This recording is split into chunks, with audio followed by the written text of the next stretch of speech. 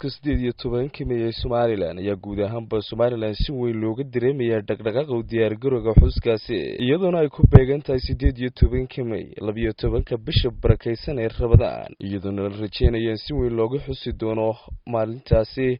guud ahaanba Somaliland hadaba u diyaar garowga xuska maalintan qaran ee 18 May ayaa iyagu waxa garab socday isla markaana ka qayb u diyaar garowga xuskaasi ciidamada kala duwan ee Somaliland iyaguna ay ciidankani maalmihii la soo dhaafay ku guda jireen u diyaar garowga xuska 18 May hadaba saakaruuriyadii hore ayaa waxa booqday qaar kamid ah golaha wasiirada ee xukuumadda Somaliland ay u soo ogaadaan xaaladda u diyaar garowga ay ugu jiraan xuska ciidamadani kala duwan ee Somaliland siiradani oo kala ahaa wasiirka wasaaradda arrimaha gudaha iyo amniga Somaliland gaashaandhigga ganacsiga iyo sidoo kale wasiirro kale oo iyaguna ka tirsan isla xukuumadda Somaliland waxaana halkaasi ciidamada kala duwan ee Somaliland ay ku soo bandhigeen dowlad-tusiye gaardi ay ugu diyaar garoobayaan xuska 18 May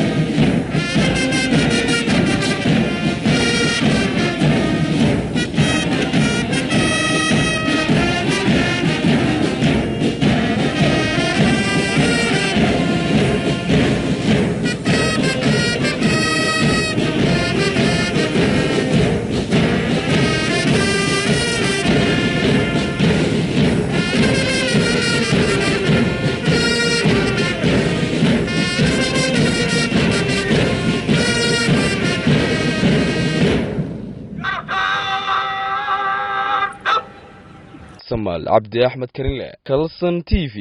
Hargeysa